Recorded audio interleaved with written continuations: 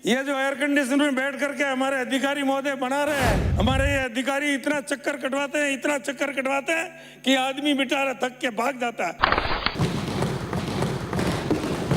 महिला बाल विकास के बारे में आज सदन में चर्चा हो रही है।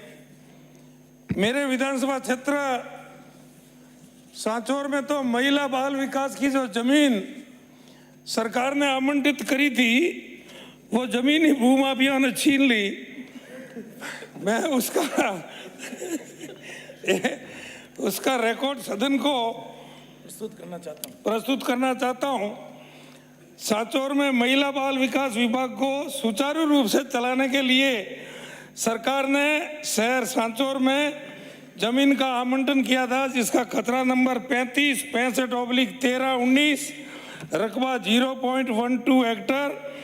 यह जमीन जिला कलेक्टर जालौर के आदेश क्रमांक 12/3/25 राजस्थान /37 1924/30 दिनांक 19/5/97 के द्वारा बाल विकास परियोजना सांचौर के नाम 19/5/97 को आवंटन हुआ।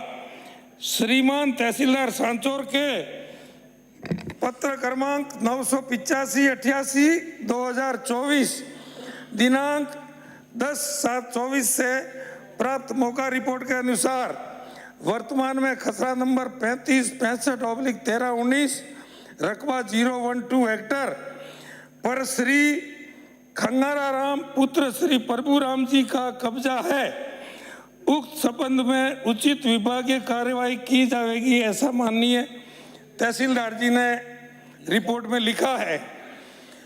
सभापति महोदय, इस प्रकार अगर सरकार की जमीनें भूमाफिया हड़प करके उसके अंदर बिल्डिंगें, दुकानें, गोदामें बना करके बैठ जाए और सरकार उस पर कोई कार्रवाई नहीं करे, तो ये हमारे लिए बड़े शर्म की बात है।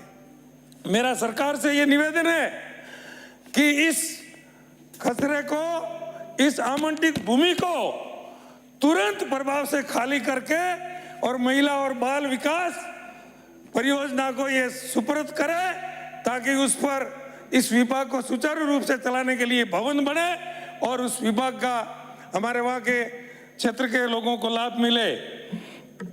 दूसरी बात, उद्योग।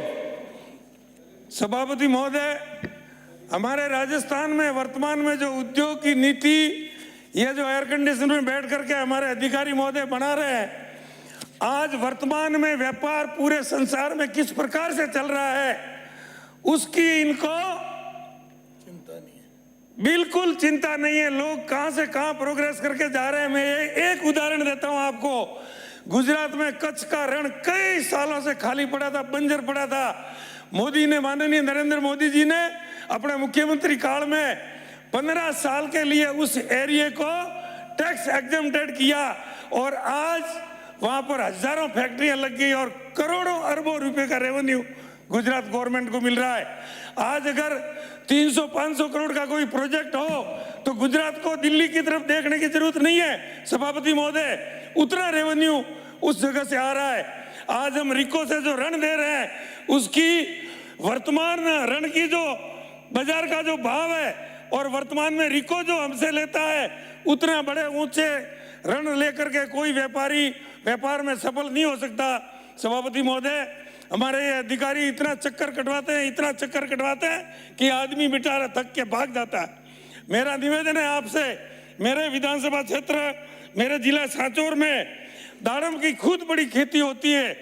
हजारों टन दाड़म का पैदावार होता है।